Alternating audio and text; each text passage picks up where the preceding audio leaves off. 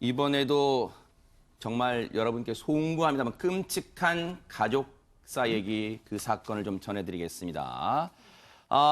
이 전 남편이 전 부인을 잔혹하게 살해한 그 사건 관련해서요. 장희영 교수님께 여쭤볼까요? 지금 여성의 또 가족들의 이 유족들의 진술에 의해서 정말 안타까운 사연들이 지금 계속 전해지고 있어요. 일단 사건 개요를 좀 먼저 설명을 그럴까요? 드리자면 22일 오전 4시 45분경 이제 이 사건이 사실은 벌어졌는데 네. 처음에 이 목격이 된 거는 오전 7시경에 그 아파트를 지나가던 주민이 어떤 여성이 피를 많이 흘린 채 쓰러져 있다라고 경찰에 신고를 하고요. 그랬죠. 네. 출동한 경찰이 이제 CCTV도 분석하고 이런저런 조사를 해본 결과 이 여성이 아침에 운동을 하러 나왔다가 어떤 남성에게 살해를 당했고 그 시간은 한 4시 45분경이었었습니다. 네. 그 이후로 이제 소방대원과 아주 이른 새벽 시간이었어요. 맞아요. 네. 이른 새벽에서 일단 사실 1차적으로는 뭐 그 살해된 줄 모르고 119에 아마 신고를 했던 모양이고요. 출동한 119 대원들이 옮겼지만 이미 숨진 거를 확인을 했고요. 네. 근데 문제는 이게 단순한 살인 사건이 아니라 이제 밝혀진 바로는 그러니까 살해를 한 사람이 전 남편이었었고 이 전 남편과 헤어진 지도 오래됐지만 사실은 헤어진 이후에도 이 여성과 또 자식들이 있잖아요. 딸들이 있는데 계속 이 남편이 전 아빠를 피해 다녔던 안타까운 사연들이 함께 전해졌고 그러니까요. 또 문제는 우리 어머니를 살해한 사람이 저희 아버지입니다라고 말했던 딸의 심정들 그리고 그 딸들이 아버지를 강력하게 처벌해 주십시오라고 한 이야기까지 모든 사건이 하나로 이제 쭉 맞춰지면서 네. 상당히 가슴 아픈 사건인 게 그러니까요. 되겠죠. 예. 이 살해를 한 범인이 전 남편이었다는 점에서 많은 분들이 충격을 받았는데요. 이 가족사가 더 알려지면서 더 충격을 주고 있는데 박성배 변호사님, 폭행이 무려 25년 전부터 이루어졌다는 충격적인 내용이 나오고 있습니다, 지금. 93년에 결혼했는데 지금 2018년이니까 결혼하자마자부터 폭행이 시작돼서 내내 반복됐다는 이야기죠. 전형적인 가정폭력의 패턴을 보여주고 있습니다. 이 딸들이 나서서 아버지의 처벌을 강력하게 원하는 다소 이례적인 현상까지 벌어지고 있는데 그만큼 엄마와 딸들이 받았던 고통이 컸다는 걸 방증하는 것입니다. 네. 93년 결혼한 이후로 아빠가 엄마의 머리채를 끌고 다니면서 옷걸이나 벨트로 무자비하게 때렸고 깨진 술병을 들고 죽이겠다고 협박하는 게 일상이었다. 엄마만 맞았느냐? 그것도 아니고 딸이 셋이 있었는데 딸들까지도 반복적으로 폭행을 당해왔다는 거예요. 아내든 딸들이든 자신의 신기를 거스르는 일이 발생하면 무조건적으로 가정 내에서 폭력을 행사해온 네. 전형적인 가정폭력의 모습을 보여준 사건입니다. 네. 정말 지옥 같은 삶이었습니다. 지옥 같은 삶이란 표현도 이 딸들 그리고 지금은 안타깝게 목숨을 잃은 그 전 부인의 입장에서도 아마 부족할 것 같습니다. 당시의 폭행 상황, 그 끔찍한 상황을 딸들은 생생하게 기억하고 있었습니다. 그 얘기 들어보시고 이어가 보도록 하겠습니다. 밥에 콩이 많다고 때리기도 했고요. 제 얼굴이 진짜 한쪽이 가라앉을 정도로 눈이 안 보일 정도로 이렇게 폭행을 했었고요. 폭행을 하려고 해서 이제 엄마가 겁이 너무 많으세요. 그래서 이제 화장실에서 숨어가지고 큰 이모한테 연락을 해서 도와달라고 요청을 해서 그때 도움을 받았던 적도 있고요. 정말로 김복준 의원님. 예. 어이가 없고 기가 막혀서 말이 안 나옵니다. 폭행의 이유가 너무 기가 막혀요. 그러니까 밥에 콩이 많다고 때리고 뭐 이랬다고 그러잖아요. 이거는 결국은 평소에 이 아내를 때릴 구실을 만들기 위해서 노력하고 있었다는 뜻이거든요. 그래서 이제 이게 뭐 가학적 폭력 행위자의 어떤 전형적인 모습이기도 한데요. 근데 사실 이제 폭력의 특징이 뭐냐면요. 네. 자꾸 할수록 상습적으로 늘어간다는 거고요. 또 지나갈수록 그 강도가 자꾸 높아진다는 게 이 네. 폭력의 어떤 특징이거든요. 네. 이거는 폭력이 발생했을 때 중간에 끊지 아니하면 네. 계속해서 반복하면서 그 강도는 계속 높아지는 거거든요. 네. 그 상태의 어떤 그 전형적인 모습을 이 사람이 보이고 있는 거거든요. 네. 제가 제일 아쉬운 부분은 그겁니다. 중간에 이 사람이 이런 행위를 했을 때 분명히 어떤 그 장애가 있을 수 있도록 네. 다 끊어줬어야 되는데 그게 없이 몇 년 동안 이어져 왔다는 게 네. 이런 불행한 일을 만드는 것 같습니다. 네. 이 사건을 접하신 많은 분들이 그런 생각도 하실 거예요. 장 교수님, 아니 왜 그럼 애초부터 25년 전에 이런 남자를 만나지 않았으면 어땠을까? 결혼하지 않았으면 어땠을까? 이런 생각하시는 시청자분도 많으실 것 같아요. 그럼요. 일단 결혼한 해부터 쳐서 25년이라고 지금 우리가 이야기를 하고 있습니다만 사실은 결혼 전부터 이 여성은 폭행에 시달렸습니다. 아, 그래요? 결혼 전에 이미 이런 일들이 벌어졌었고 당연히 여성이 결혼을 원치 않지 않았겠습니까? 아하. 그런데 역시 그때 이 남성이 대응했던 것도 폭력이었습니다. 아하. 그리고 결혼을 안 하면 널 죽여버리겠다. 그리고 솔직히 그렇잖아요. 이게 지금 이분들이 25년 동안 이렇게 돌아다니면서 이렇게 살 수밖에 없었던 게 보복에 두려워서였잖아요. 경찰이 처벌을 해봤자 그러네요. 몇 개월을 살든 몇 년을 살든 그렇죠. 언젠가 나오면 또다시 우리는 이런 보복을 당할 것이다. 왜냐하면 정상이 아닌 사람이거든요. 그래서 이 집요함이나 이런 것들을 이 가족들은 뼈저리게 알고 그러니까요. 있었을 거란 말입니다. 그러니까 어쩌면 이 여성은 결혼 전부터 이 악몽 같은 자신의 미래를 알면서도 어쩔 수 없이 결혼을 한 케이스입니다. 네.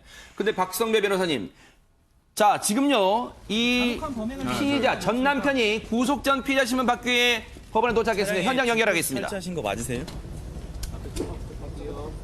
그 딸들이 엄벌을 촉구한 청와대 청원 올렸는데 한마디 해주시죠. 네, 들어가시죠. 그 정신과 치료 받으셨습니까? 그 딸들 평소에 폭행하고 가족들한테 했었는데 양파들이 있는 거 아니에요? 그 마지막으로 딸들한테 한 말씀 해주신다면.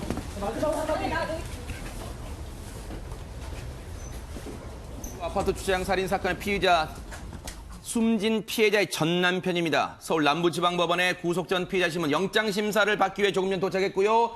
기자들의 질문에 별다른 의미 있는 말은 하지 않고 들어간 모습 저희가 보여드렸습니다. 그런데 박성배 변호사님, 사건 당시에는요, 이 남편과 부인은 이혼한 상태였어요. 그러면 저런 폭행이 이루어졌을 때 두 사람이 이혼에까지 이르게 된 결정적 증거, 물론 뭐 다른 것도 다 결정적이겠습니다만 이 이유가 뭐였습니까? 반복된 폭행을 당하던 아내가 이혼을 결정적으로 결심하게 된 계기가 지난 아하. 2015년 2월에 친구들과 제주도 여행을 갔다가 왔는데 네. 주차장에서 차에서 내리자마자 남편이 나타나더니 바람 피운 거 아니냐라고 무자비하게 폭행을 가합니다. 그런데 더 놀라운 건 폭행을 가한 남편이 아내의 여동생, 그러니까 자신한테는 처제죠. 처제한테 재밌는 거 보여줄 테니까 집으로 오라고 합니다. 처제가 집으로 가보니까 언니가 얼굴이 피범벅이 돼 있더라는 거예요. 그리고 입고 있던 흰 바지가 피와 흙으로 완전히 범벅이 돼 있으니까 너무 놀란 거죠. 그래서 경찰 신고를 했고 경찰이 출동해서 이 남편을 연행함과 동시에 가정폭력처벌법상 긴급 임시조치를 하고 법원에서는 접근금지 명령을 내립니다. 네. 아내가 내가 이렇게는 더 이상은 정상적인 인간으로서의 삶을 살 수 없겠다는 판단에 네.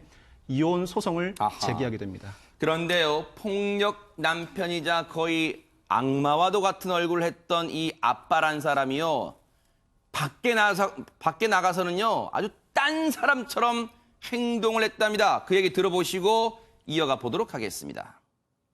아빠 지인분들한테는 되게 좋은 모습 보이려고 아빠가 노력을 되게 하더라고요. 근데 저희 집에서 그냥 가족들만 있을 때는 항상 폭행도 하고 폭언도 하고, 그래서 저는 애초에 어렸을 때부터 그냥 친구들 중에서 이혼한 친구들이 정말 부러웠을 정도로 괴로웠어요. 정말로 기가 찹니다. 김복준 의원님 네. 정말로 두 얼굴에 두 얼굴 진짜. 맞습니다.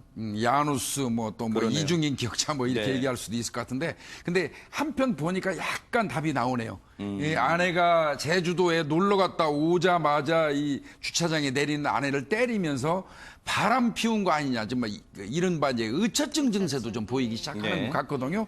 이거는 이제 의처증 증세를 보이는 사람들이 대다수 공통점이 있어요. 네. 평상시에 본인이 아내한테 잘 해주지 않는 사람들이에요. 하하. 평상시에 가정생활을 하면서 아내한테 제대로 해주지 않는 사람들이기 때문에 저 아내는 나를 싫어한다는 걸 알아요.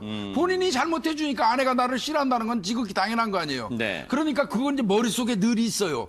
그러다 보니까 엉뚱하게 이제 밖에 좀 뭐 다른 일을 보고 오면 아내가 다른 사람과 자신과 있었던 일을 가서 막 다 발설하거나 이야기하거나 아니면 네. 다른 사람과 접촉하는 게 아닌가 이런 의심을 하는 거거든요. 네. 근데 아마 이 사람도 거기에 어떤 전형적인 증상 같습니다. 네. 오죽하면요, 장 교수님 앞서 그 따님의 얘기 들으셨죠?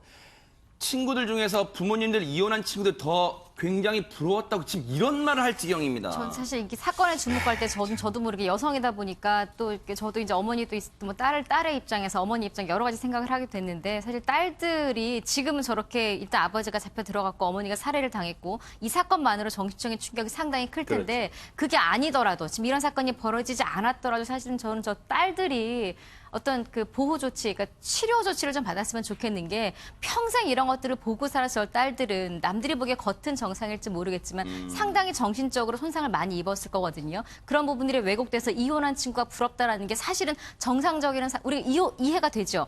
충분히 이해가 되는데 정상적이지 않은 그러니까 저 아이들의 미래를 위해서라는 저 딸들을 좀 보살펴줘야 될 사회적 의무도 있어 보이고요. 이 남성 같은 경우에는 사실은 제가 과거에 이 상처받은 여성들 치유하는 데서 좀 봉사를 많이 한 적이 있었는데 전 사실 이게 너무 똑같은 사례들을 봤어요. 네. 그러니까 전형적으로 의처증을 가지고 있고 피해의식이 상당히 심하고 앞서 PC방 살인 사건은 1,000원 때문에 벌어진 일이었었는데 단지 1,000원이 문제가 아니라 김성숙 씨가 그 당시에 이 사건을 벌이기 전에 했던 말이 그거였었거든요. 아르바이트생이 나를 무시하는 것 같았다.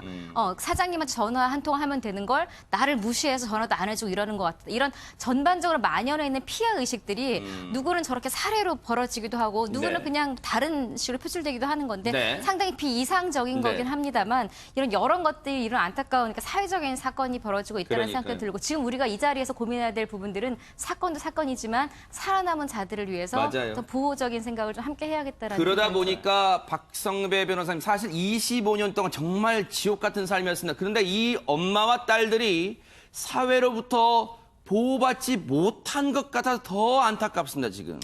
아까 말씀드린 이혼을 결심하게 된 2015년 2월 폭행 사건의 경우에도 상해죄로 불구속 기소가 된 상태였죠. 그리고 접근 금지 명령도 내려왔는데 네. 그럼에도 불구하고 법적인 제재에도 불구하고 개의치 않고 협박을 지속해 왔습니다. 이혼이 이루어지고 난 다음에 2016년 1월에도 일가족을 따라다니면서 일가족 살인 사건 기사를 전송하면서 다 죽이겠다는 협박을 하고요. 그리고 2016년 4월에는 또 가족이 살고 있는 주거지로 찾아와서는 방화를 하겠다고 난리를 치는 걸 주민들이 신고를 합니다. 그런데 네. 이때 전 아내가 해결됐으니까 그냥 돌아가 달라고 얘기를 함으로써 경찰이 그냥 돌아갑니다. 이 사건은 반복되는 가정폭력 그리고 이혼 후로도 반복되는 폭력과 협박이 있었음에도 네. 아내가 보복의 두려움 때문이었는지 처벌 불원 의사를 밝힘으로써 실제 범행보다는 경한 처벌이 내려졌기 때문에 계속 반복해 온 것 같아요. 하하. 피해를 반복해서 받으시는 특히 가정폭력의 피해자들은 용서를 해줄 수는 있습니다. 그 용서라는 것도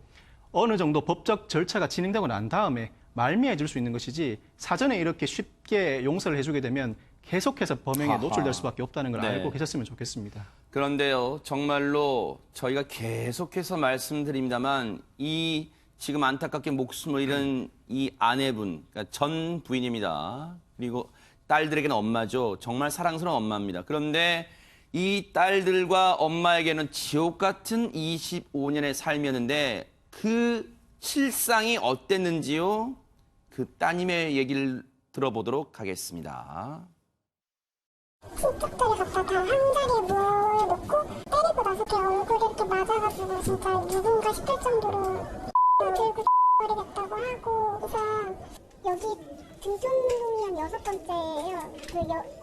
그때 사건이 있었고 나서 여성센터에서 2번을 옮기셨고요. 지방에서 잠깐 계시다가 우리 쪽으로 가셨는데 그때도 막내 동생 집에 밟아서 랑 갑자기랑 테이프를 들고 가서 한번 위협을 한 적이 있거든요. 들고 죽여버리겠다고 하고 나오지 않길 바라고 있어요.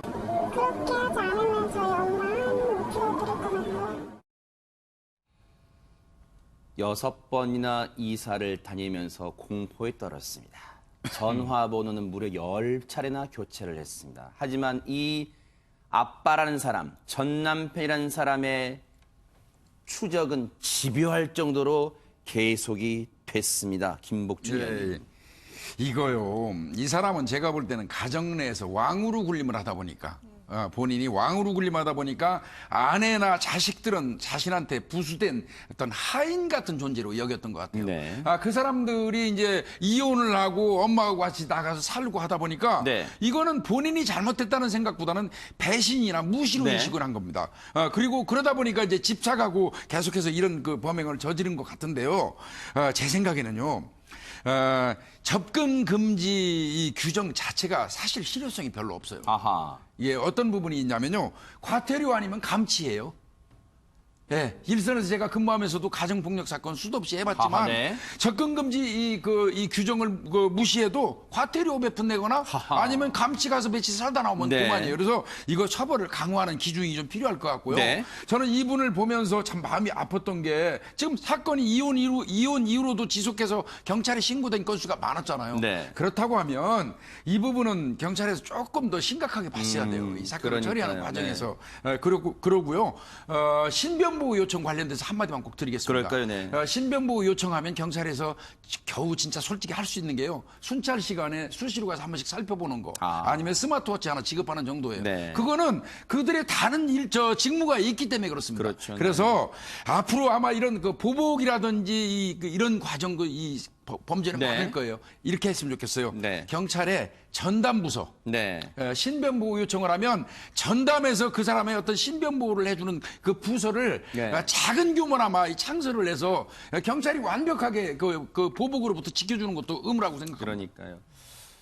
조금 전에 서울 남부지방법원에 출두했던 구속 전 피의자 신문 영장 심사를 받기 위해서 출석을 했습니다.